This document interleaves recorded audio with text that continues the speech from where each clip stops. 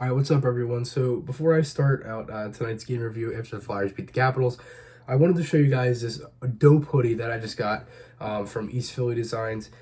It is very, very nice here. It's got gritty, really, really nice artwork here too. Very nice hoodie. It really caught my eye too with the hockey strings that are in it. It's such a nice hoodie. It's very comfortable. It's warm, it's big, it stretches too, it's real nice. And again, this is made by East Philly Designs, and I will put a link to their website in the description. You can get this hoodie. They have it in a hoodie, and then they have it in the t-shirt. The t-shirt is black and orange, and then the hoodie is black, which I have here. So again, and then they also have like a bunch of other East Philly design shirts and hoodies and stuff like that. You can check that out as well. But again, really nice hoodie here, really nice guys. And again, it's an awesome hoodie, really nice artwork. So again, I'll put a link into the in the description to the website. And again, it was a great win from the Flyers tonight. And now I'm going to get into the game review.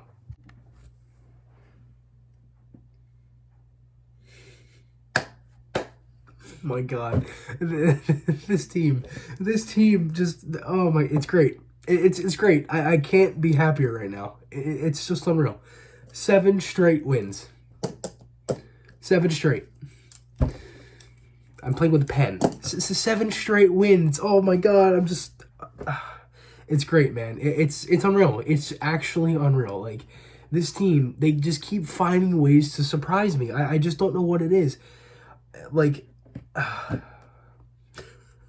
so the Flyers pick up a 5-2 win over the Washington Capitals in Washington, and they end the season series with them going 3-0-0, and they get a possible 7 out of 8 points against them in the 4 games played. Last year, they were 0-4-0 versus Washington. And that's what bringing in veteran players, a veteran head coaching staff, making the right moves when needed, and that's what happens when you're a team that can just keep finding ways to get wins. That's really all it is. Like, it's great. It's awesome. It is amazing to see this team keep picking up wins, and they rolled through it. Now, sadly, I wasn't actually able to watch this full game. I had work tonight, and I missed it was like really more than half of the game. I only saw like the last like maybe 4 or 5 minutes of the second period, and then the third. So I'm not really going to go into full detail. I'm not going to have advanced stats for this either because I don't know what happened in the first and second period. But what I do know is that a bad note from this, Van Riemsdyk has a broken hand. He blocked a shot in the first period, and wow, that really hurts the Flyers. Like, Van Riemsdyk, I've said it before, I don't think he's had a great season, and I didn't think he had a great season last year up until this point because JVR last season struggled all year, and that was because he got injured in the second game of the season versus Colorado. He broke his foot, and then he came back a month later and struggled to do anything. And this season, it kind of continued where he struggled early on with the new coach and everything, but then he was able to really pick up some points. And last year, around like this time and maybe about a month before, in late February into the end of the season, he really picked it up and he had a lot of different goals. He was playing really good hockey, and he was able to bounce back from the injury and produce.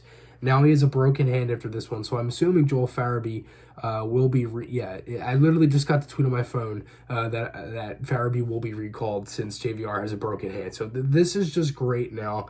It's horrible. It really is. Like, they have to now go through this it's as if they didn't have injuries enough. Where you have Patrick out, you have Lindblom out, and they battled with other injuries as well. And not as long-term, but now if JVR with a broken hand, he might miss the rest of the season. We don't know how long it is, how bad it was. So, with Van Riemsdyk with a broken hand, Farabee will be called up, and I'm curious to see what Alain Vigneault does there. Now, I did really like the Brian Elliott in that tonight. That was great. I love that move. I wrote an article on this the other day on Flyers Nitty Gritty, and yes, that is now a new website that I will be writing for with all Flyers content. I'm very excited to do that. And again, thanks to my man Jamie Baskow for letting me do that. So again, great guy there. But again, Van Riemsdyk, he breaks his hand. Now Joel Farabee will be called up. Now, since January 8th, this Flyers team is 17-5-1. There's nothing else I have to say. They're now 1 point behind first place now since beating the Capitals. They have 85 points.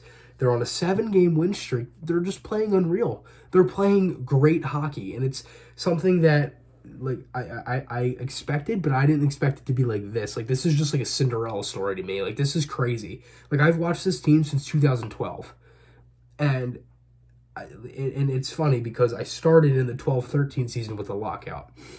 I don't know if you guys knew that or not, but I did. And it was easily the worst season I could have watched because they were awful. They were one of the worst teams in the league, and they played a little bit over half the season, and they were still bad. And like, they made the playoffs the next year, then missed, and I'm sure all of you know the story by now. They're just mediocre, and they make it every other year. And this is the best season I've ever seen in my lifetime of me watching this team as closely and as an in-depth analysis like I've been doing. This is the best hockey I've ever seen from this team.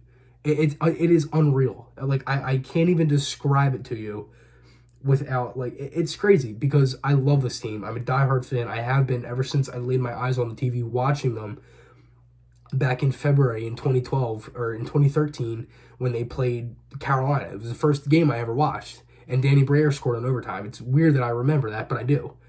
And I've loved them ever since. And to see them do this and to see them perform like they've been doing, it just, like, this team's a part of my life, and I love it. It's great.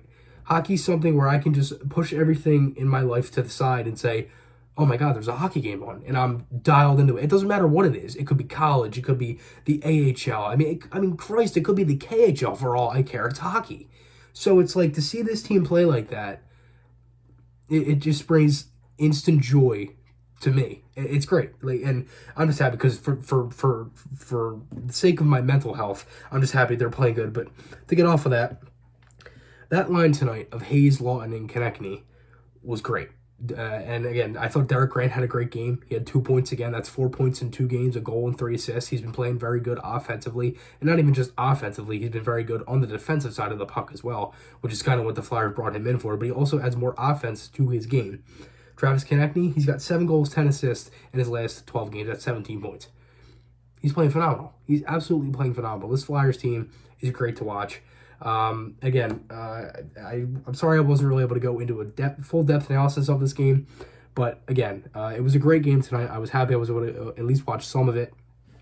We got a podcast coming tonight. Me and Amadeo are going to be breaking down this full game. I'm going to be able to talk to someone who actually watched the full game, so that'll be good to get some more knowledge in depth. And again, I'll post the links on my social media. And again, guys, go check out this sweet hoodie from EastPhillyDesigns. Amazing. I'm going to put a link to that in the description as well.